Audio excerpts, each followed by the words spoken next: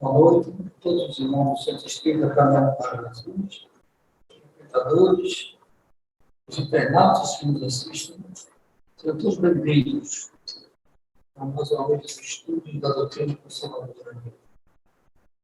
Hoje teremos a nossa irmã Cris Mascarenhas, da Federação Espírita Pernambucana, que também faz parte do projeto Escutador. Ela vai nos trazer um tema da maior importância, que é sobre a vida. Viver a opção, a melhor opção. Porque nós temos certeza de que a vida é uma dádiva que Deus nos dá. O conforto de nós poder recomeçar a cada vez e ver o caminho melhor. Para iniciar a noite, vamos fazer a prece e a todos que se harmonizem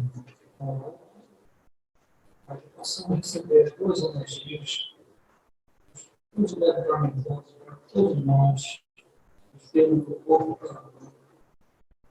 E essas energias, muitas vezes, possam espalhar-se pela humanidade, sem fim. Pelos quatro pontos do mundo, as guerras, as tiranias, e todos sofrem de sofrimento.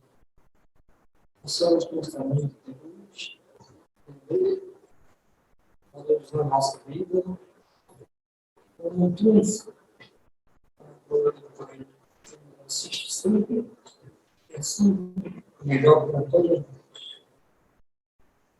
Peço e faça para o Senhor Cristo, nos traga a sua mensagem.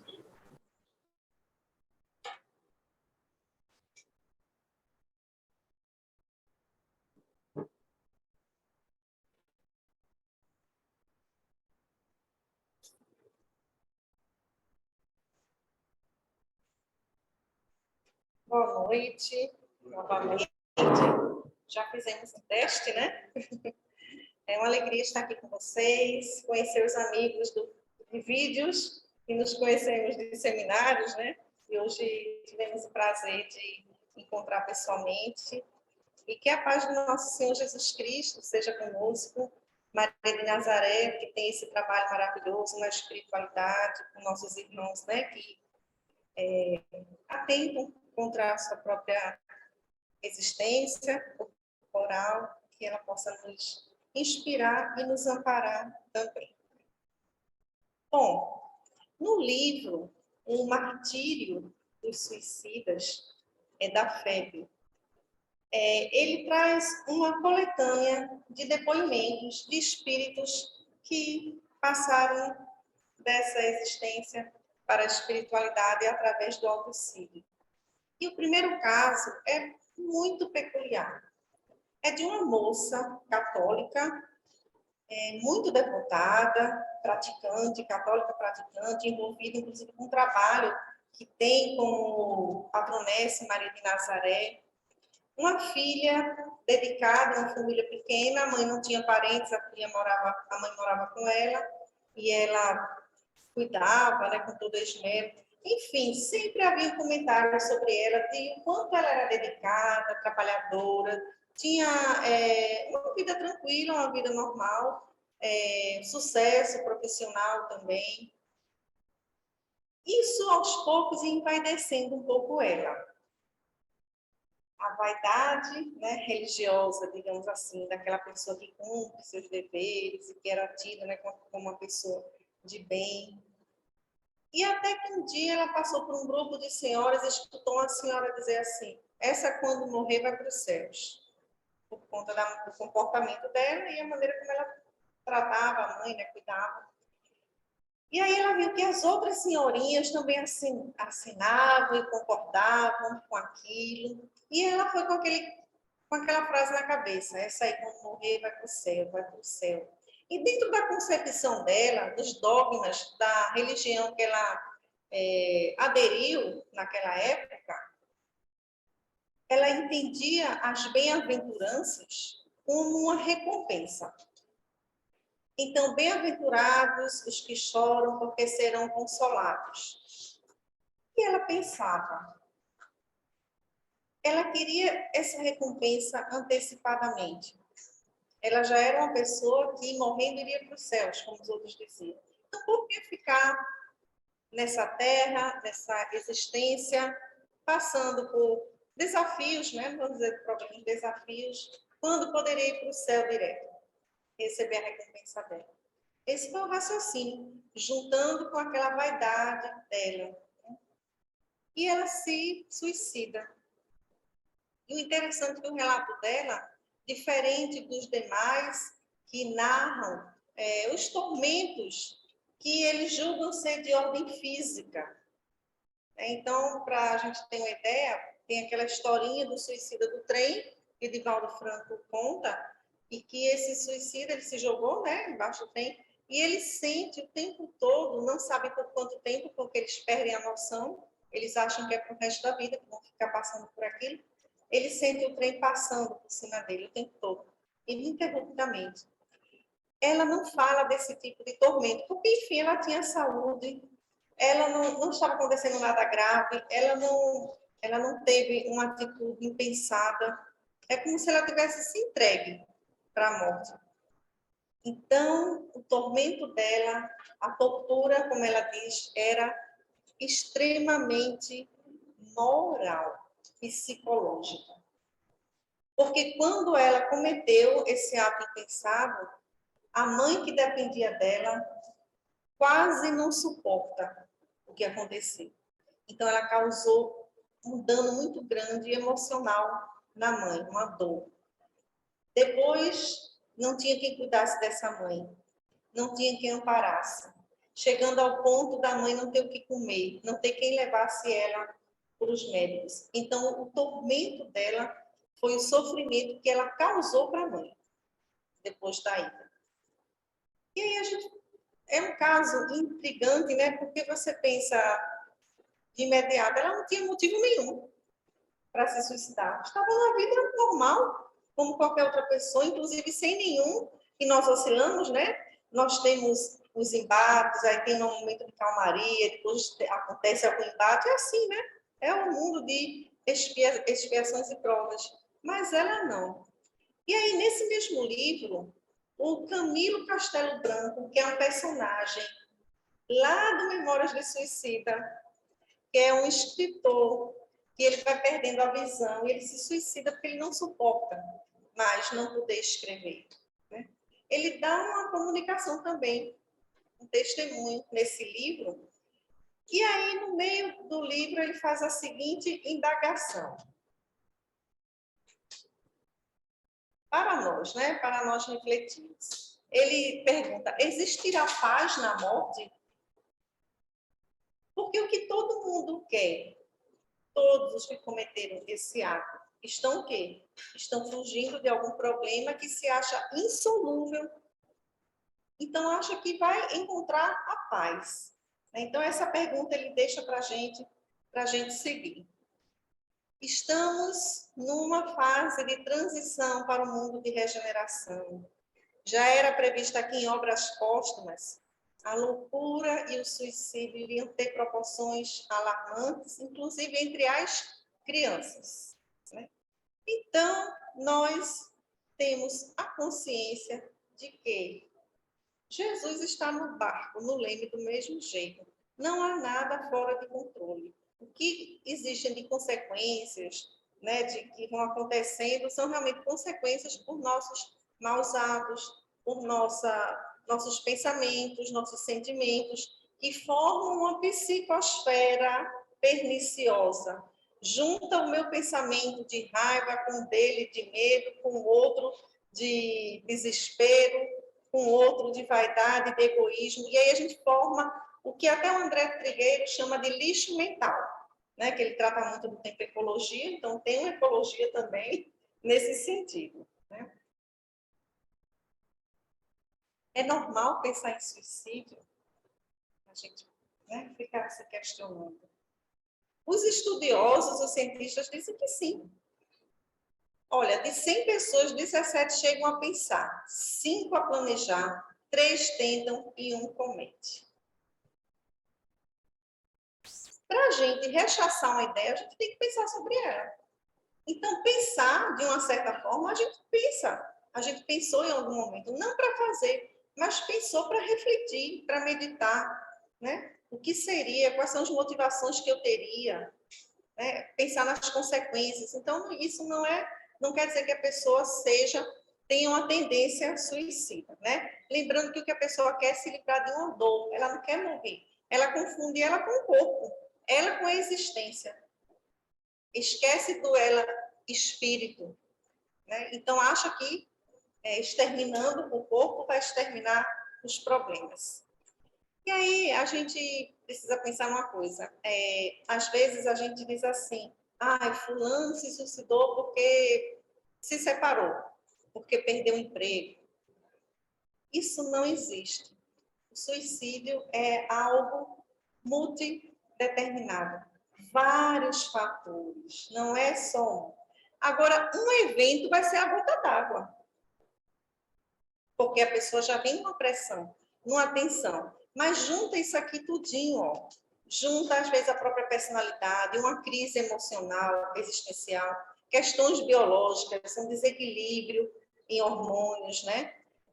Transtorno mental, problema financeiro, um abuso na infância, doenças crônicas, aquelas doenças que a gente sabe que nunca vai ficar boa, né? Pelo menos enquanto estiver na carne, não vai ter a saúde física, digamos assim, né? Porque muitos têm a saúde, conquistam a saúde espiritual e está doente só no corpo, né? Mas já melhorou espiritualmente.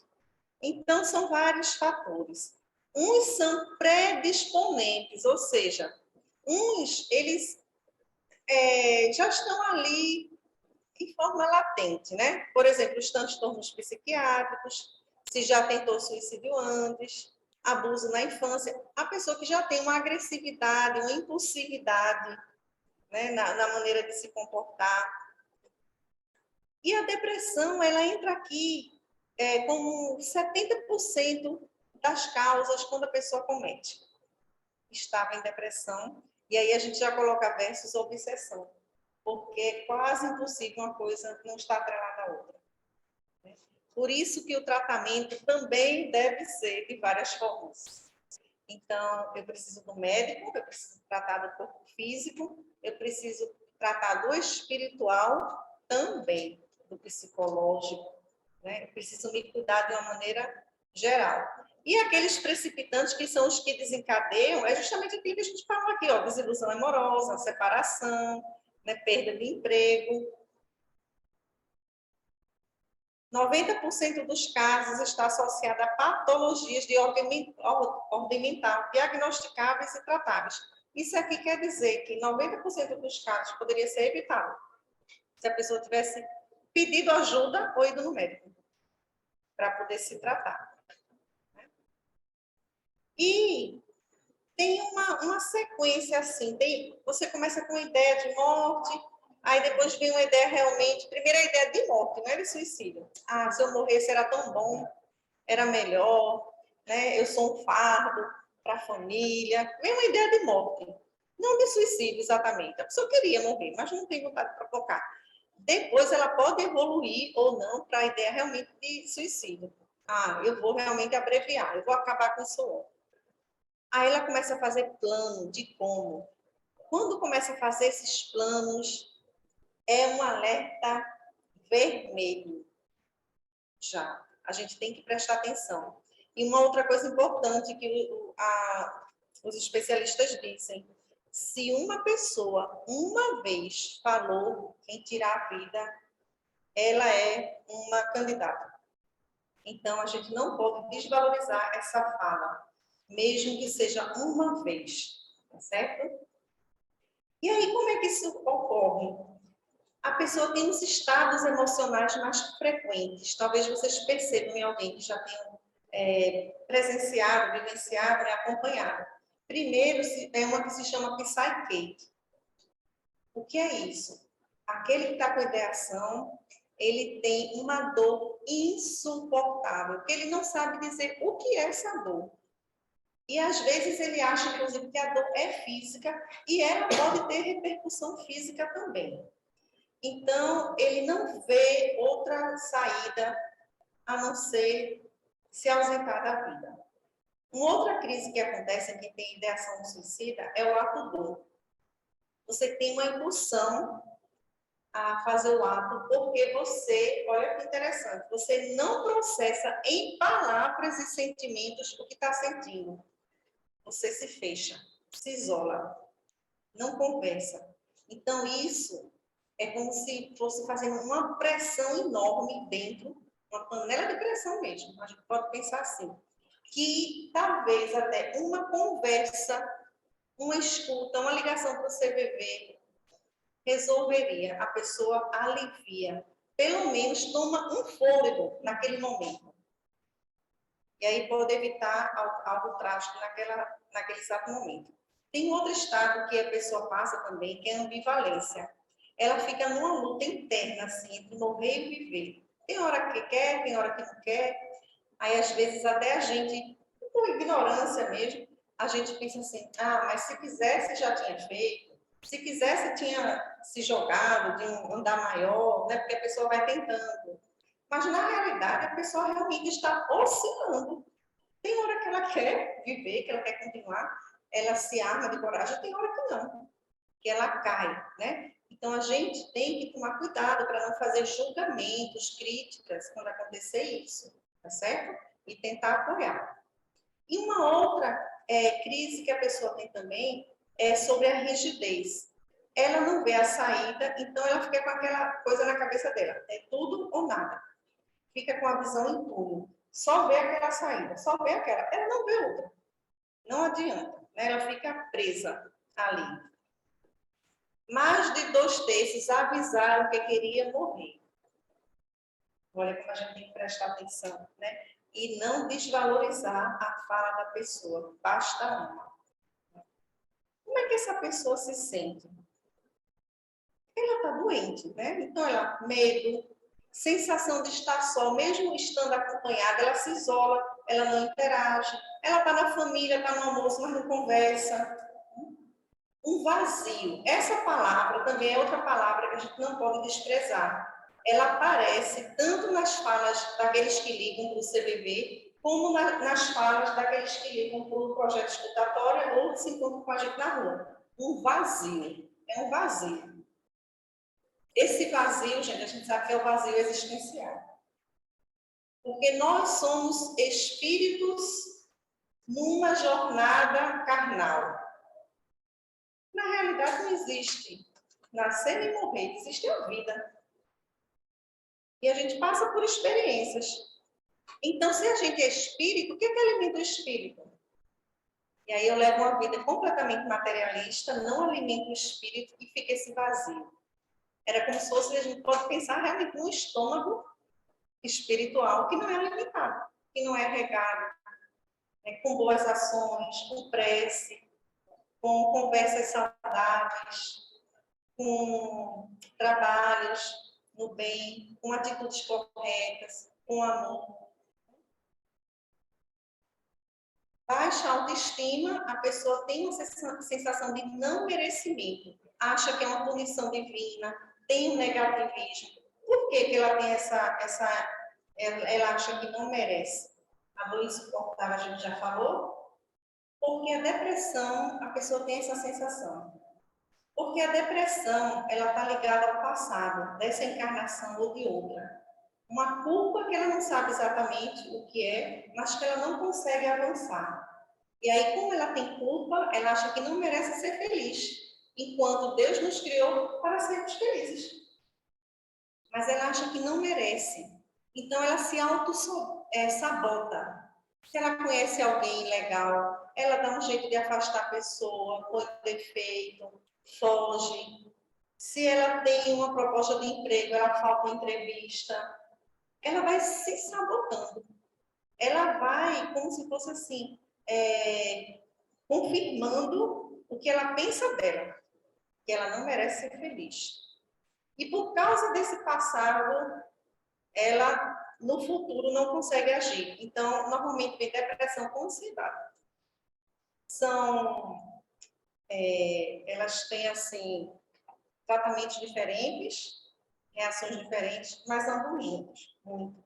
Então, a depressão fica com o passado, a ansiedade com o medo, porque aí, por conta desse passado, ela acha, eu vou falhar de novo.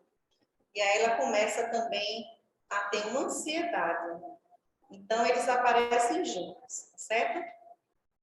Na questão 943 do Livro dos Espíritos, Kardec pergunta: de onde nasce o desgosto da vida que, sem motivos plausíveis, se apodera de certos indivíduos? Esse caso que a gente falou era sem motivo plausível. Não teve nada que foi o gatilho, né? Olha a resposta. Efeito da ociosidade, ou seja, aquela vida que não produz nada, né? Aí fica esse vazio mesmo. Da falta de fé. O que é a falta de fé? É a falta de confiança no futuro. Né? Não raro da saciedade. Ou seja, é o que é isso? Tédio. Eu estou numa vida boa, né? Por isso que a gente pensa assim, nossa, mas fulano tinha tudo. Tinha dinheiro, tinha família, tinha sucesso, fama, poder, e suicidou. Essa saciedade. Essa saciedade só das coisas materiais, só do corpo. Mas não saciou o espírito com afeto, por exemplo. Então, isso, a Joana de Ângeles diz, inclusive, o seguinte, que esse tédio que a gente tem é consequência dessas várias encarnações que a gente passa, evoluindo muito minimamente e devagar, causa esse tédio. Né? Parece que você está se arrastando. Então, alguns alertas a gente já falou aqui, né? O afastamento familiar, importante. Aí, às vezes, a pessoa diz, não, está depressivo, porque está apático. Sim, mas pode estar agitado também. O mais importante é a mudança de comportamento. A pessoa era de um jeito e está de outro. Aí chama atenção, tá certo? E as coisas que a gente sabe, né? Descuidado com a aparência, falta de apetite. Entretanto, a pessoa pode passar a vida toda em depressão.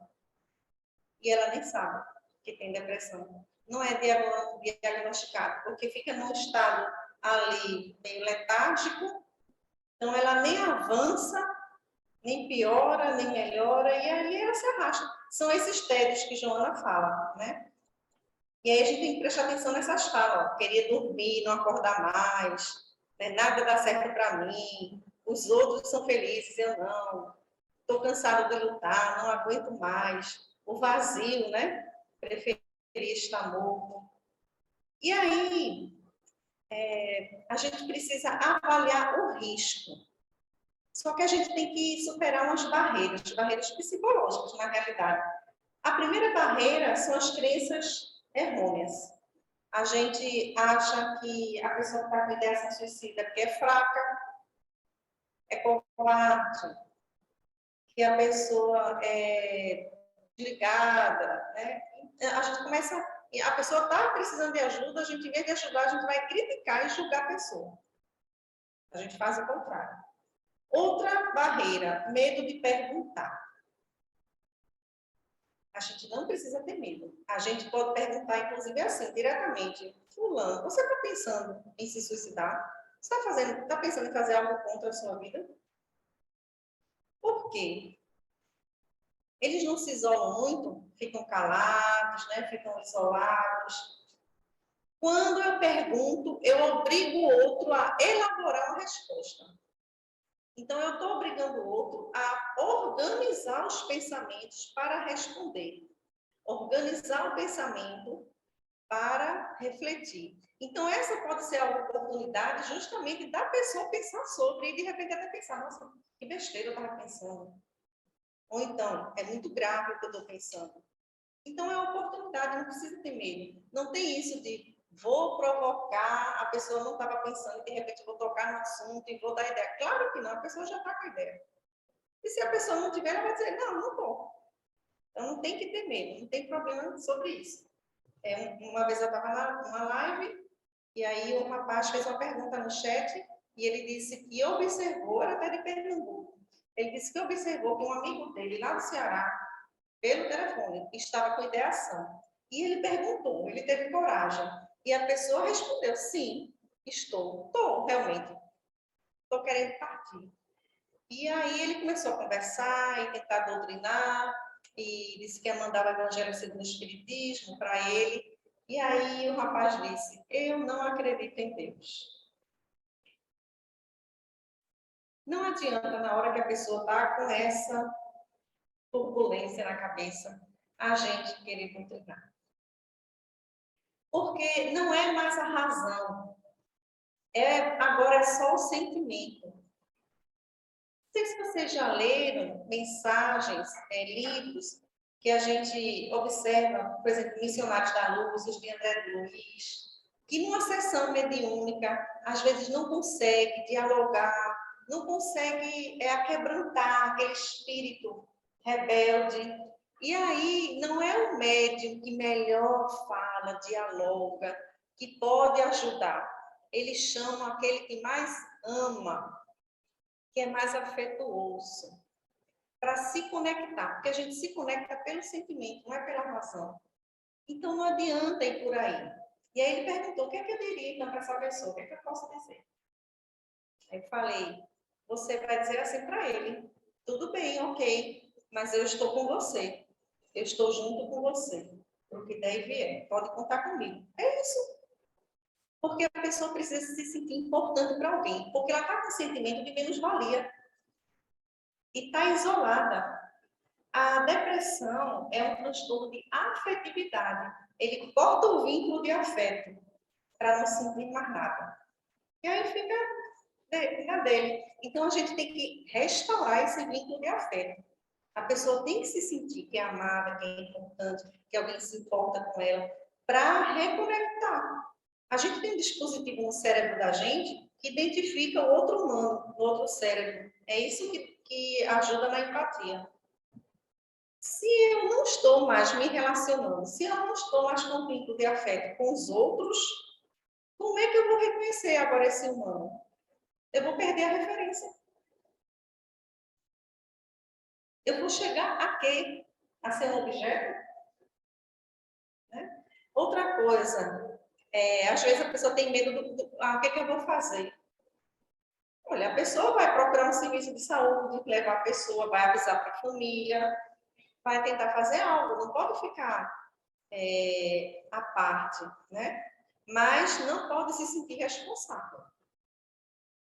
Porque essa decisão é da pessoa, quem pode ajudar é a pessoa, quem vai buscar a maneira de retornar para a vida é essa própria pessoa. Né? Então, a gente ajuda, mas a gente não é responsável. Então, no resumo, reparar no risco, ouvir sem julgar, isso é falta de fé. Ah, isso é preguiça. Fulano, levanta, sai dessa cama. Não adianta ele estar com depressão. Como é que vai aguentar? Que ordem é essa que a pessoa dá? Agora, a pessoa pode ir lá e dizer, vamos trocar de roupa e vamos aqui comprar pão. Você me ajuda a fazer isso. Vem cá. Dá pequenas tarefas para que a pessoa se sinta capaz, porque isso vai melhorando a autoestima dele, tá certo? E conduzir para o tratamento, né? Então, aqui está uma questão do Livro dos Espíritos que fala disso. Que a gente não pode ficar indiferente, ó. Não basta que o homem não pratique o mal. Cumpre-lhe fazer o bem no limite de suas forças, porquanto responderá por todo mal que haja resultado de não haver praticado o bem. Imagina, depois a gente pensar, poxa, não prestei atenção naquela fala de fulano, ele deu um sinal, ele estava se despedindo, ele estava procurando falar com pessoas que há muito tempo não falava, é um sinal. Ele estava tomando as providências com relação a testamento, com relação a bens, é um sinal, ok? E aí eu pergunto para vocês, e você, como você vai? Porque a gente, para cuidar do outro, a gente tem que se cuidar primeiro. Será que eu me reconheço em alguma dessas situações que foram colocadas aqui? Que a gente sempre pensa que é com o outro, né? E, no entanto, às vezes, a gente está passando e não percebe. Então, o apelo maior nessa noite, né, que a gente traz, a gente é obrigado a trazer algumas informações sobre o assunto, né? Não são agradáveis, mas infelizmente tem que trazer. Mas a ideia maior agora é a gente refletir, trazendo para mim, certo? A gente se avaliar. Os efeitos de uma conversa são importantes, é o alívio, como a gente falou, né? Com relação à religiosidade e espiritualidade. A gente sabe que o religioso é quem? É quem adere a uma crença, né? Como nós aderimos ao espiritismo. Assistimos palestras, tomamos passe, água purificada, fazemos campanha do quilo, estudamos, né? Evangelização. E espiritualidade é outra coisa. A pessoa não aderiu a nenhuma crença, mas ela sabe que algo transcende, que tem algo maior, que tem uma energia, a natureza, seja lá que não for, não tem problema não. Ou Deus mesmo. Sabe que tem algo inteligente que rege esse corpo, que transcende. Então, isso é espiritualidade. E tem um nível de consciência com relação ao seu papel no mundo, com relação à sociedade, uma ética moral, que às vezes o ateu tem muito mais do que o religioso. Então, se a pessoa tem religiosidade ou espiritualidade, diminui a probabilidade de depressão, suicídio, uso de drogas, aumenta a qualidade de vida, expectativa de vida aumenta também. 75% de probabilidade de não cometer. Você reduz para 75%. Porque o que acontece? Duas coisas.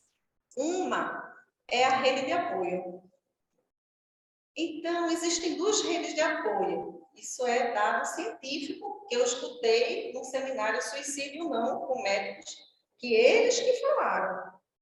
O que a gente já sabia, na realidade. Existem duas redes de apoio. Uma rede de apoio é o sistema de saúde. Levar para o médico, tomar um remédio, fazer terapia. Ok, precisa. Até porque precisa fazer autoconhecimento. E a outra rede de apoio é o quê? A família, os amigos, a igreja, o trabalho. Essa segunda rede de apoio, como ela está na dimensão do afeto, ela é mais eficaz. Até porque ela está mais presente na vida da pessoa do que uma consulta uma vez na semana, né? Porque um remédio, que é uma droga, o remédio vai atuar no efeito.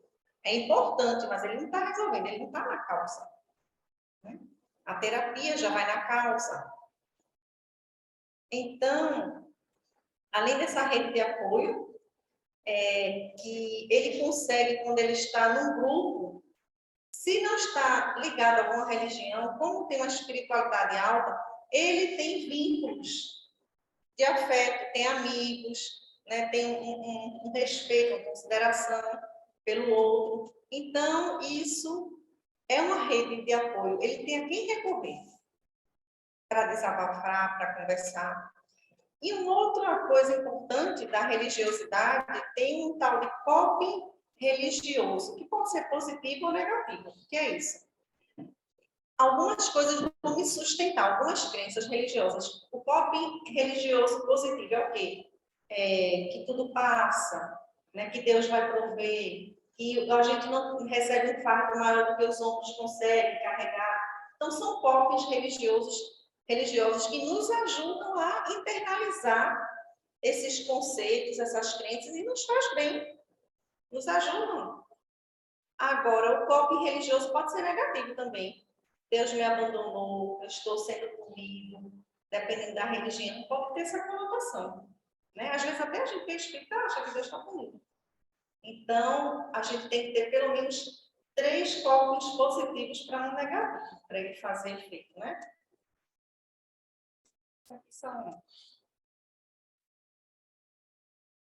Bom, na questão 944, do Livro dos Espíritos, tem um homem o direito de dispor da sua própria vida? Sabemos que não, né?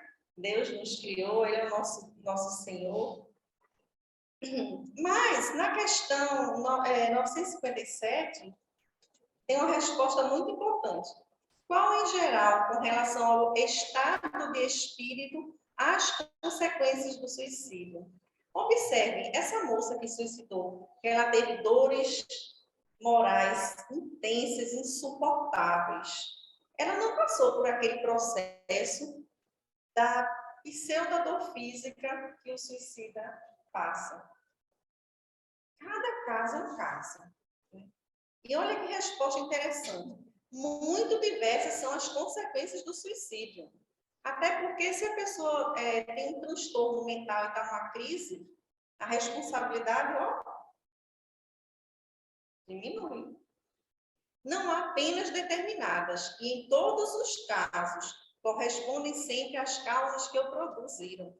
Há, porém, uma consequência que o suicida não pode escapar, é o desapontamento. Bom, aí é um relato que nesse livro mesmo, O Martírio dos Suicidas, que eu falei para vocês, todos relatam isso. É o desespero quando se vê vivo, do mesmo jeito, com agravantes, né? Porque pode ver o corpo despedaçado, vai se sentir ligado, né, ao corpo por conta do tempo de existência que teria que antecipou, né? A própria consciência, porque as leis estão gravadas na consciência da gente, as leis naturais, né? Então, por que esse vou fazer, não vou fazer? Isso é a consciência, é a luta dentro dele. É Deus falando que não, né? E ele que sim, às vezes um obsessor que sim também, né? Então, é a consciência. Um dos antídotos para a gente se proteger, aí a gente vai falar um pouco mais assim na questão de como a gente se prevenir, já que a gente trouxe para a gente. Como é que eu estou, né? Eu me vi em alguma situação, como é que eu me protejo? A prece, cientificamente, não há dúvida, né? A gente sabe da eficácia dela, os hormônios, queda de pressão, ajuda na insônia, bem-estar, metabolismo do sono, do açúcar, isso tudo a gente sabe. Tem pesquisa científica, diminui a dor, né? Quando entra em oração, ela aparece como um anestésico, isso gravado em ressonância. Assim como a psicologia transcendental e consciencial, tem pesquisas que comprovam que nós somos espíritos. Nós somos espírito, corpo, mente. Então, isso é algo assim, já que nós já incorporamos isso, né? Até os que não são espíritas. Mas há algo muito interessante quando a gente entra no estado de prece, um estado de quietude, um estado de meditação, de reflexão, ou simplesmente a gente fica quietinho, respirando devagar, escutando uma boa música, que é o relacionamento com Deus. Porque é nesse momento que a gente vai para aquele local, o deserto da gente, né? Deus está lá naquele deserto, onde não estão os pensamentos, as preocupações, a gente vai, se conecta. E naquele momento, por mais breve que ele seja, é uma possibilidade da espiritualidade amiga, encontrando um estado receptivo, uma vibração mais alta, consegue, às vezes, até fazer um tratamento na gente. Consegue nos socorrer, nos ajudar, dar paz, nos inspirar. Então, quando a gente diz assim, vai fazer caridade para ver que tem gente pior que você, né? Para a gente diz isso. Mas não é só isso. É porque naquele momento, naquela situação, há um contexto favorável para você se entregar mais, ficar mais dócil às questões espirituais. E aí, o seu anjo da guarda pode atuar em você. Naturalmente, você vai melhorando. Ok?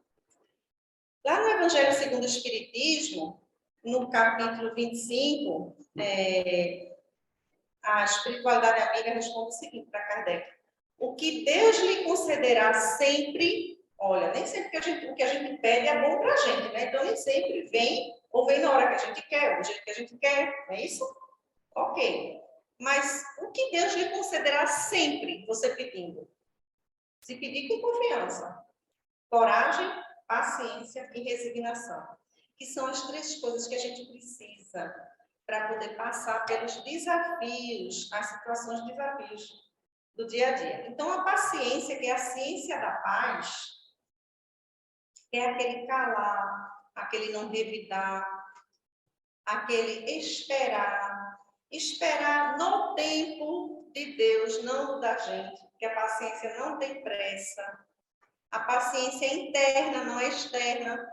Não é para esperar a guerra na Ucrânia terminar, a crise não sei onde. É interna. A partir do momento que eu estou em equilíbrio, estou em paz, pode estar um caos lá fora, mas eu não vou sair do prumo. Mesmo que aquilo ali eu esteja percebendo, eu esteja sentindo, mas eu não vou entrar no desespero. A paciência é uma ferramenta de luta. Olha que interessante. Não quer dizer que a pessoa está patética diante do que está acontecendo. Não, é uma ferramenta de luta. É um silêncio providencial, às vezes, em não revidar uma ofensa, por exemplo, né? Aí eu coloquei aqui amém, com N, amém, não é amém. Amém, no hebraico, diz respeito à fé, e diz respeito à fidelidade, mas quer dizer especificamente assim: eu confio na fidelidade de Deus. Então, amém é isso. E a gente passou para amém, né? Coping religioso a gente já falamos de oração. Lá no Evangelho também, no capítulo, né? Bem-aventurados aflitos.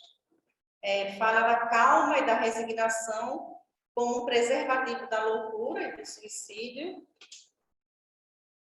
Aí tem uma frasezinha que a gente acha estranha. A dor é uma bênção que Deus envia aos seus eleitos. Nossa dor, Ele gosta da gente, nós somos escolhidos para sentir dor? Sim. Porque aquele que vai passar pela dor é o que está mais amparado. Aquele que vai passar pela dor, ele já foi preparado, mesmo que a gente não saiba. A espiritualidade vinha trabalhando. O fardo não é maior. Aquele que vai passar pela dor está mais próximo de Deus. Jesus veio para diminuir as aflições, as dores. E ele disse que veio para os doentes, eram os preferidos dele, aqueles que estavam necessitados. É eleito por quê? É eleito porque já está elegível. Não é eleito porque simplesmente foi sorteado. É eleito porque está elegível. Está numa situação que pode suportar aquela dor que vai passar. E Deus não tem dúvida nenhuma que a gente vai conseguir passar, independente de qual seja. Nem os amigos espirituais fazem planejamento reencarnatório. Se não programava, não passava. Agora a gente é que duvida. Então aí, como é que eu vou passar por essa dor? Tem duas maneiras. Não aceito, me revolto, fico questionando. Aí eu vou até perder a prova, o mérito da prova. E a outra maneira é resignado. Resignado também não é aceitar tudo. Resignado é quando a gente faz a parte da gente, já não tem mais o que fazer. Então agora é com Deus. E aí, como diz Francisco de Assis, a partir do momento que a gente não tem o que fazer, que está 100% nas mãos de Deus, é a melhor parte. Olha como a gente faz uma leitura errada, né? Do ponto de vista da gente. Do ponto de vista de Deus, da imortalidade, a melhor hora é essa. Cheguei no auge do desespero, porque eu não sei mais o que fazer, já fiz tudo. Respira, calma, porque agora é Deus que vai fazer. E vai. É a parte dele. A parte dele, ele não se exime. Tem uma mensagem muito interessante no livro da paciência, né, de Emmanuel, Chico Xavier, que fala para a gente, não para o outro. Suicídio e delinquência. O que é que Emmanuel diz? A maioria dos incêndios se alteia de alguma faísca. Todo rio procede de um nascente simples. Então, é aquilo que a gente falou lá atrás. Não é de repente que eu vou ter uma ideação suicida. Não é. Aí, olha os pequenos gestos que Chico Xavier chama de suicidiozinhos. Nós cometemos, durante a nossa vida, pequenos suicidiozinhos. Hoje mesmo, se a gente for refletir, pensar, fazer aquela questão 909, né, do Livro dos Espíritos, o que é que eu fiz de bom, o que é que eu fiz de errado, o que é que eu deixei de fazer de bom, a gente pode achar algum pequeno suicidiozinho. Olha aqui ele listando alguns. Gesto de irritação, uma frase de crítica, uma explosão de ciúme, um confronto infeliz, uma queixa exagerada, reclamação, uma exigência sem razão, a palavra de insulto, uma resposta à base de zombaria, um compromisso que você despreza, não valoriza. São suicidiozinhos, porque às vezes a gente está encarnado, mas não está vivo. A gente está encarnado, mas a gente está cometendo tudo isso. A gente está matando o nosso espírito, né? E Deus é o Deus dos vivos, não é dos mortos, nesse sentido, né? Então, ele diz, olha, processos obsessivos nos quais a criatura cai na delinquência ou na agressão contra si mesmo. A pessoa vai se auto-obsediando. Eu mesma. Não precisa nem de outro. Aí eu vou atrair, obviamente, pela vibração, né? E aí tem 3 coisas que a gente precisa fazer para a gente se empoderar e a gente se apropriar da vida da gente, né? Para a gente ter consciência. Porque quanto mais a gente estuda, mais a gente vai tendo consciência das coisas, né? Primeiro, autoconhecimento. Porque se eu não sei como estou, eu não sei onde é que eu vou chegar. Eu perco a noção. Com o autoconhecimento, eu me conhecendo, eu vou para o autodomínio. Eu sei que eu tenho uma sensibilidade a pessoas agressivas, por exemplo. Então, eu sabendo, porque eu passei pelo autoconhecimento, eu tenho autodomínio. Eu consigo dominar, eu consigo regular aquela emoção. E eu me dominando, eu automaticamente estou me automotivando para a vida, para crescer, para evoluir, naturalmente. Bom, e aqui, nessa mensagem do livro Tende Bom Ânimo, o Espírito, né, pela psicografia de Chico Xavier, diz assim: se te encontras, né, deixa eu ver aqui, se te encontras angustiado, o que é que ele sugere? Se te sentes tentado ao suicídio, ora a Deus e busca a presença de um amigo com quem possas conversar. Olha a necessidade, a importância do falar, do conversar, para esvaziar, mas também para manter esse vínculo de afeto. É Emmanuel que está mandando. A gente precisa se relacionar. Né? E é através do homem que Deus atua, através da gente mesmo. Tudo que eu faço em mim, para me auto-iluminar, para evoluir, para crescer, eu preciso, depois dessa etapa, estender para o outro. Ajudar o outro. Essa é a ideia. Está lá na questão 3.2 do Livro dos Espíritos. Motivo da reencarnação, objetivo: provar, expiar, evoluir, mas também contribuir para a instalação do reino de Deus no mundo, da obra de Deus. E é assim que eu contribuo. Quanto melhor eu estiver, eu tenho que estender isso para o outro. Nem que seja, por exemplo, eu servindo de exemplo de resignação, de paciência. Né? E aí a gente pergunta novamente: como vai você nessas questões que a gente viu até agora? Que suicidiozinhos, né? Estamos cometendo. Estamos. Então, tem aqui para a gente, para ajudar a gente um pouquinho, a gente se proteger de depressão, que é a maior causa, 3 pilares importantes que a gente tem que prestar atenção, que os médicos nos dão, né? Fora a oração, evangelho no lar, a parte espiritual, obviamente. Primeiro pilar do prazer, o que é isso? É o sentir. Eu tenho que usar todos os meus sentidos para o bem. Então, por exemplo, eu tenho que ouvir boa música, ter uma comunicação afetuosa, amorosa. Eu tenho que fazer algum trabalho com as mãos que talvez beneficie alguém. Olhar o pôr do sol, olhar uma paisagem, olhar com benevolência, olhar com amor. O segundo pilar é o da maestria. Eu preciso fazer. Eu preciso fazer tarefas que eu seja beneficiado. Então, nem que seja eu arrumar uma cama, eu fazer uma comida para mim, eu me pentear, pequenos atos, cuidar da minha aparência, são importantes para a pessoa que está com depressão. O terceiro é justamente o vínculo, é se relacionar. Eu preciso, com quem eu conversei hoje? Com quem eu conversei? A conversa foi boa, a gente riu junto, foi divertido. Faz tempo que eu não falo com a pessoa.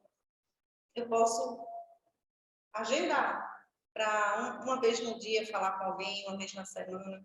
Então, precisa se relacionar, certo?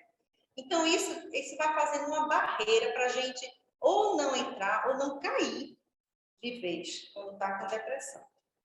E aí, a Joana de Ângeles nos diz a coragem, que é a terceira, lembra? Paciência, resignação e coragem para o enfrentamento das situações do dia a dia. Porque todas, sem exceção, nós podemos dar conta.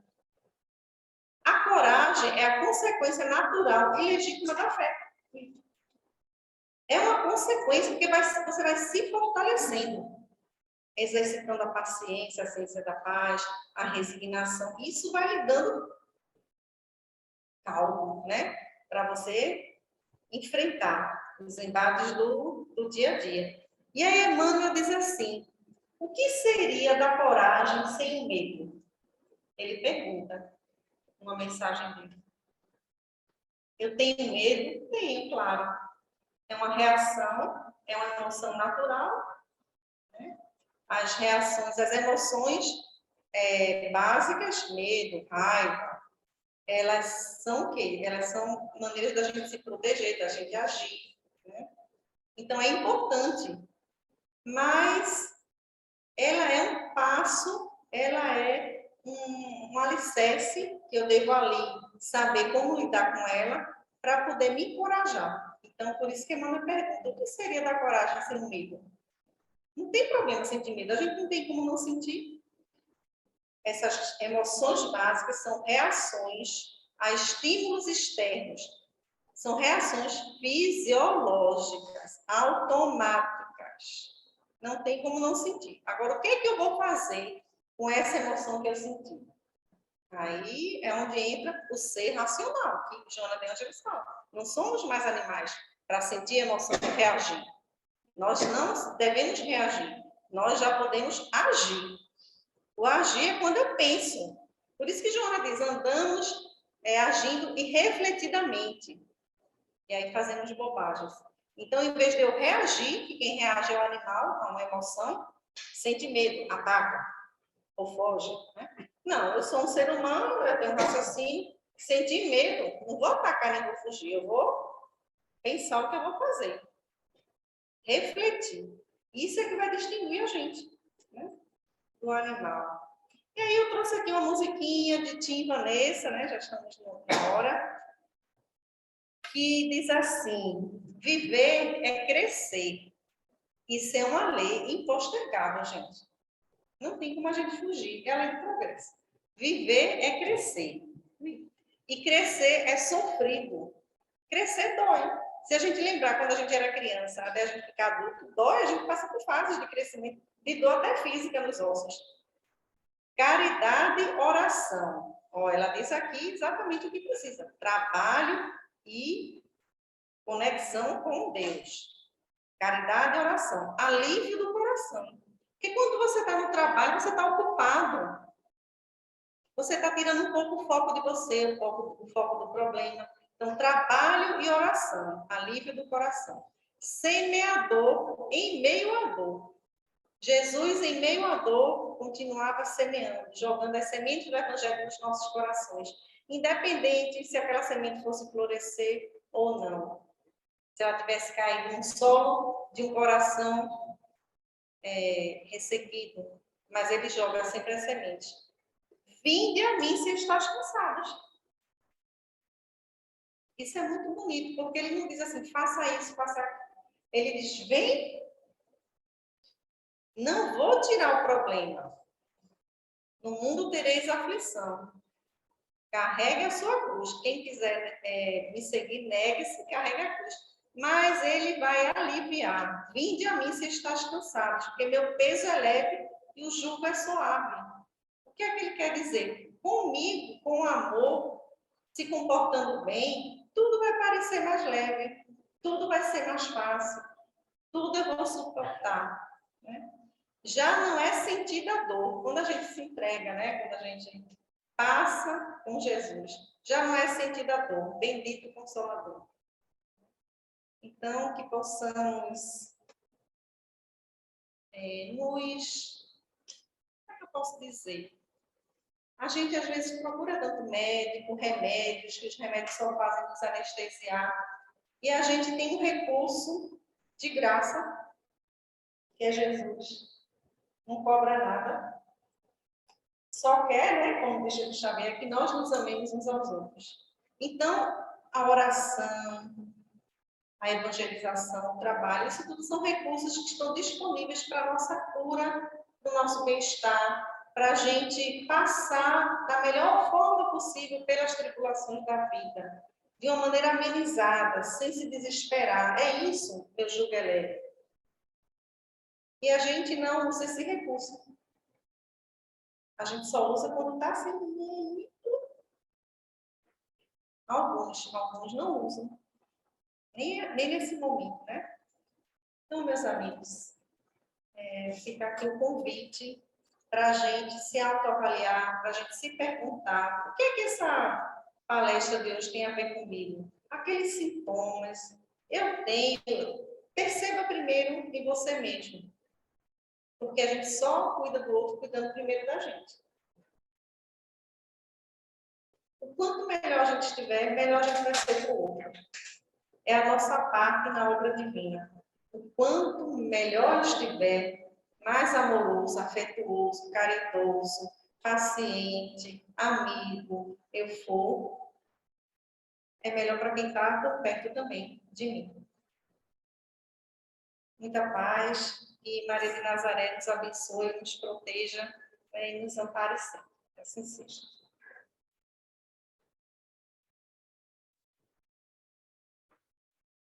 Meus irmãos, muito importante essa mensagem, para que nós possamos nos conhecer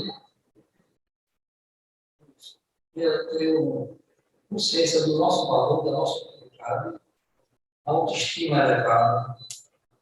E outra coisa que você não falou, ter a paciência, não ser imediatista, saber esperar para não desesperar.